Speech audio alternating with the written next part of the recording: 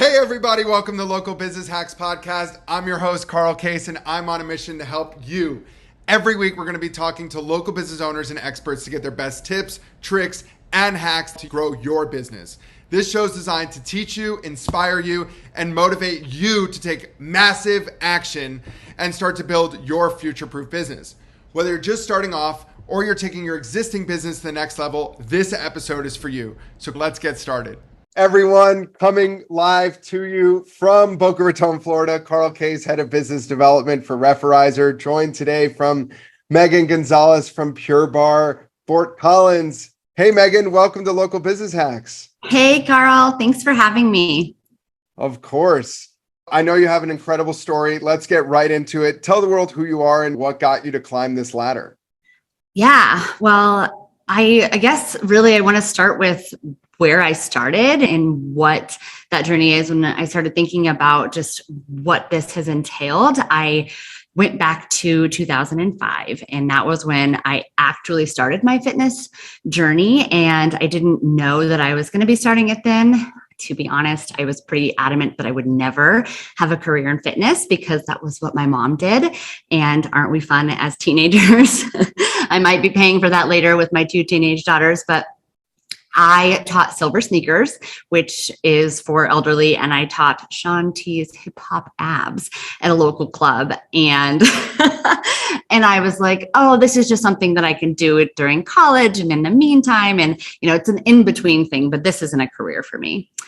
And then fast forward almost 20 years, I am the owner of a fitness franchise, Pure Barre Fort Collins. And there's so much that has happened in between. And I'd love to kind of unpack that with you, but really just that reminder for all business owners that sometimes your journey starts far before you are actually aware of it, and that we don't always know exactly where we're going. But if we are able to lean in and be where our feet are, that we're able to see where that journey should be taking us. But it does take a lot of work and intuitiveness and listening.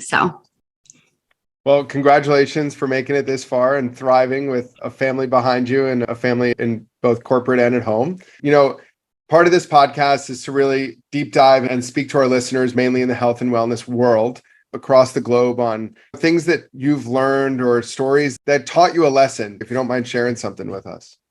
Yeah, I mean, for me, so much of, like you said, with a family behind me, the lesson that really propelled me into where I am today with a studio of over 250 members and over 16 team members, that started so many, I think, women, especially when my daughter was born.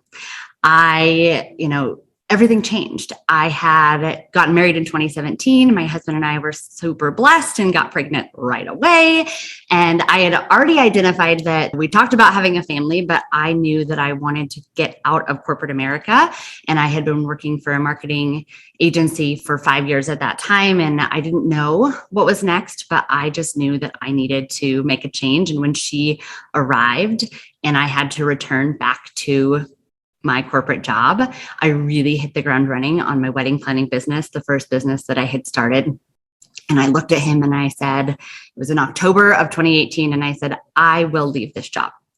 And I was our breadwinner. I did not know how I was going to leave that job. We had just gotten married. We had just had a baby and we had just bought a house.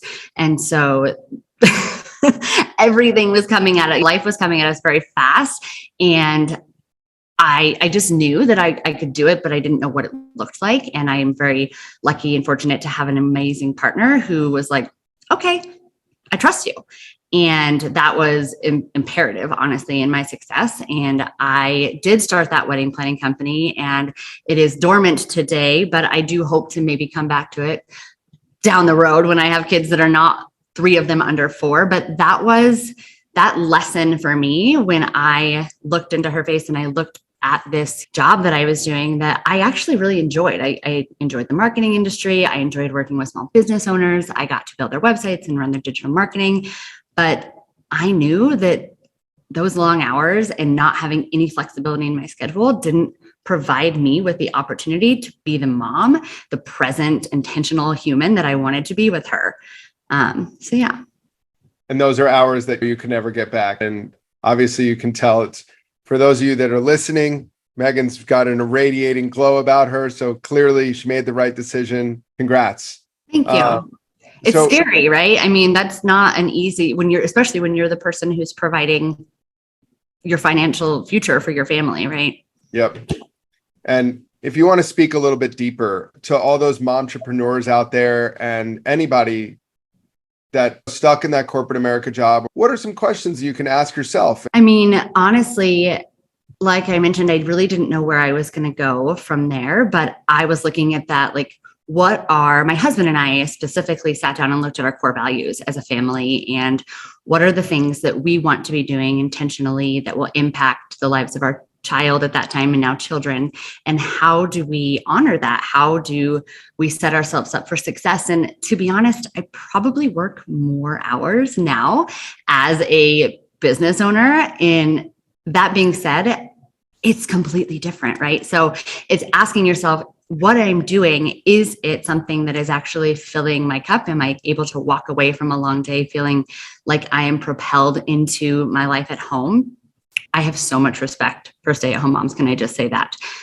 I have identified that is not the realm in which I can live. And what I need for my kids is not to be able to spend a quantity of time with them, but that it is quality. And so if you're coming home at the end of a long day and the quality of your life is diminished because of the output that you have to give and you're not enjoying that job, then the quality of that time with them is no longer there, right? And so whether you're spending 80-20 or 50-50 on your time in your business or your job or motherhood, I think that you really have to identify what matters most to you in those core values. Is it taking adventures as a family or whatever that looks like? But the quality of time has to be there. And if you're doing 80 hours a week of work and it's fueling you to come home and be your best self, then that's worth it, right? I mean, I sat, like I said, and looked at my husband. I was like, I have to leave. And I didn't know what that meant, but I started thinking about, well, maybe I'll go back to this fitness career that I didn't think that I would ever have. And I had worked at Pure Barre, and it was right across the street from my old marketing agency. And I called up the old owner and I said, hey, would you be willing to take me back? And this was like December of 2019. And she said no. And I was like, oh, okay. That propelled us into a conversation of, it was not a no, but her wanting to sell the studio. And she actually offered to sell me the studio at that time, which led to so many things in 2019. What timing? Yeah, what time? And I called my husband and I said, I'm going to buy Pure Barre. We're going to buy Pure Barre. And he was like, okay, what's the plan? And I had no idea. I mean, this propelled me into going out and getting a Main Street funding loan and preparing marketing materials and P&Ls and things that I had never done for myself in my own business or even anticipated doing. And fast forward to May of 2019, or I guess, I'm sorry, it was December of 2018 and May of 2019, I purchased that studio from her that I'm sitting in today. And the marketing agency is still across the street. But you know, I learned so much there, and it was such a valuable part of my career, and I'm very grateful for that. However, it wasn't leaving me filled up at the end of the day. And I didn't even know that this pipe dream that I had existed until she put the opportunity in front of me. And to be honest, Carl, all of the doors were locked tight. There was no reason that I should have gotten this loan. There was no reason that I should have been in any of these positions. And I kept moving forward, and I knew that this was where I was meant to be, right? Like all of these things just kept happening for us. And I knew that even in my moments of doubt that this was the path that I was meant to take. And if you're not grounded and aware of those things, then it's hard to follow that intuition. Amazing. Title of the podcast, Faith and Fulfillment. I think drives so much, and it's incredible in both our lives and work. And secondly to that, another thing that I take away is sometimes you got to treat your relationship like a business. Mm-hmm. And when you talk about core values and you talk about goals and quarterly planning, and sometimes we put that aside when it comes to our partners and our relationships. And that's super imperative of all of us. Yeah, it's so true. And honestly, that leads exactly into what I'm going to talk about, because due to the nature of wedding season being in full swing, you book out weddings, right, a year in advance. I had a 1-year-old. I just bought a business. I didn't know what the heck I was supposed to be doing. And I had 7 weddings to plan and I couldn't not be there. Right. So Petrichor was in full swing. I had been working on this business baby, my first one. And then all of a sudden I had this Pure Barre studio that I thought I knew how to run. Not. I had no idea what I was doing. I hired all the wrong people. I focused on all of the wrong things. I had people that were existing employees from her and existing members who were really dictating how the studio was operated because I wasn't able to be in it. And if I'm being completely honest, I suffered from severe imposter syndrome because I had all of these teachers who I thought they all knew what they were doing. And I was petrified to lose anybody from members to team members.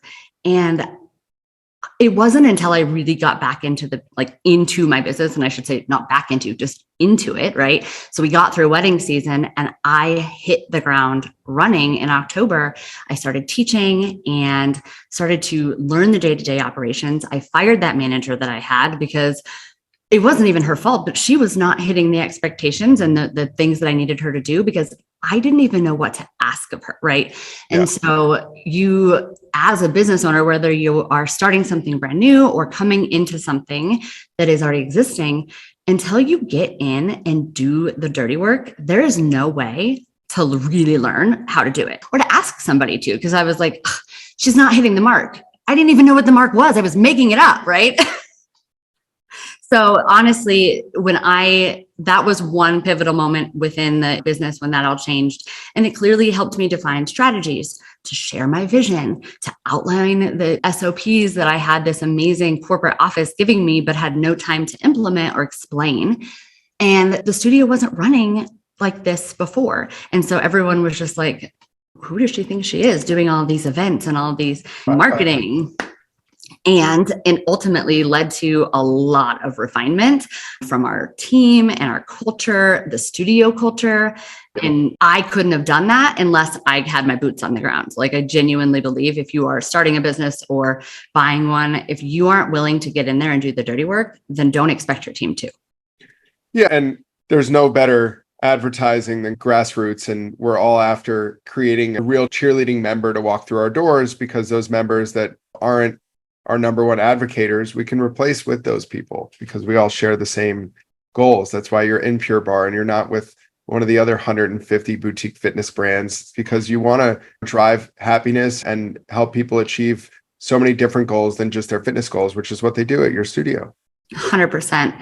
And until you understand what that looks like and what it takes and you're in it with them, then you really can't be a leader, right? And so once I was there, I hired a general manager who is my existing general manager today in January of 2020. And from a statistics standpoint, on paper, we were thriving. I mean, from May 2019 to March 2020, we increased our revenue by double. We increased our memberships from 94 to 230. Wow. But if I'm being honest, I still didn't have the culture under control, right? Yep. This studio had been around for 6 years prior to me coming in, and there were members who were mean. There were teachers who were catty. There were things going on that I couldn't quite control. I got everything moving on paper, but like you said, it's really the people. And I made it my goal to really focus in 2020. My word for the year was abundance. And I wanted to have abundance of support and encouragement and getting women and men in the door who were committing to a lifestyle and not just moving their body to look a certain way, but to truly move their body to feel better mentally, physically, all of those things that we know that movement can help with. And as franchises go, I had no idea. And thankfully, I'm very passionate about Pure Barre. But if you're not passionate about it, there is no reason to buy a franchise, because there is a lot of hard work. No matter how great you are at all of your analytics and marketing, whatever it is, if you're not passionate about this business, then people aren't going to feel that. There is an experience, there's a feeling that comes alongside with that. So abundance was my focus for 2020. And I will say, from a fiscal standpoint, it did not quite happen. As this little thing happened in 2020. And I mistakenly manifested twins. I found out in January of 2020 that I was pregnant with our second and third, now beautiful 2-year-old twin toddlers. And be very specific when you manifest, if I can give any advice around that. But our family was growing and we were so excited. But oh my gosh, what in the world? March of 2020, everything changed. I owned a fitness studio and it closed its doors. And I was pregnant with twins. I'm like, what? Everybody has their story of how 2020 changed them and impacted them. But sitting here today in this studio, I am so grateful for what that did for us. Now, obviously, there have been a lot of hardships and there is financial recovery that still has to be made. However, the culture of our team and our community has been cultivated through this hardship. And truly, the hardest times can bring you the best joy and the most amazing growth if you let it, right? I could have just felt sorry for myself and closed my doors and been overwhelmed and anxious. And I never felt that way. Like, I genuinely can tell you, I had so much faith in what this brand could do, right? I had so much faith in our team and our community and what Fort Collins holds that I knew that I was going to come back. Because you were fulfilled. I was fulfilled, but fiscally, my family was not. So what did I have to do? I went out and I took a job and I did what I had to do. And I started working for a startup marketing agency and I became their chief marketing officer and I helped the startup get off the ground. And then fast forward again to April of 20, April must be my pivotal month, because it was April of 21 that I was like, all right, I have to get back into Pure Barre. I have to be there. I was operating in fear. And when we're operating in fear and we're in that mindset, then it does start to take over, right? And so because I was fearful of not being able to grow the studio to be able to provide for us, I wasn't willing to be here. I felt like I had to be there, but now I had 8-month-old twins. And I was like, I need to be with them too. And so I came back into the studio. We had a 30% growth month over month. And that was the most confident boosting thing that I'm like, all right, this is it. This is where I need to be. This is where my energy has to be.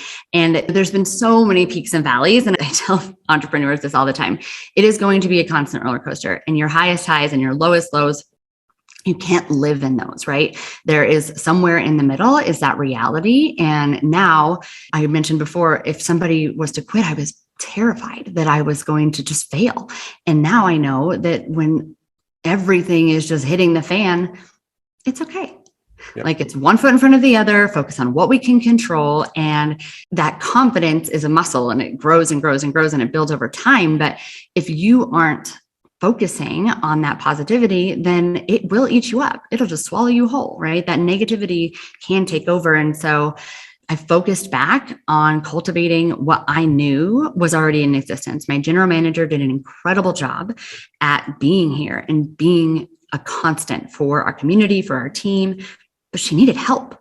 She needed me to be there with her doing it, the feet on the ground, and we were better together. She didn't feel micromanaged if I was coming and popping into the studio. And so we lasered in on that community. And I realized again that I was focusing on the wrong things, because I had a mission and I had a vision. But what I hadn't done is ask my team what theirs was, right?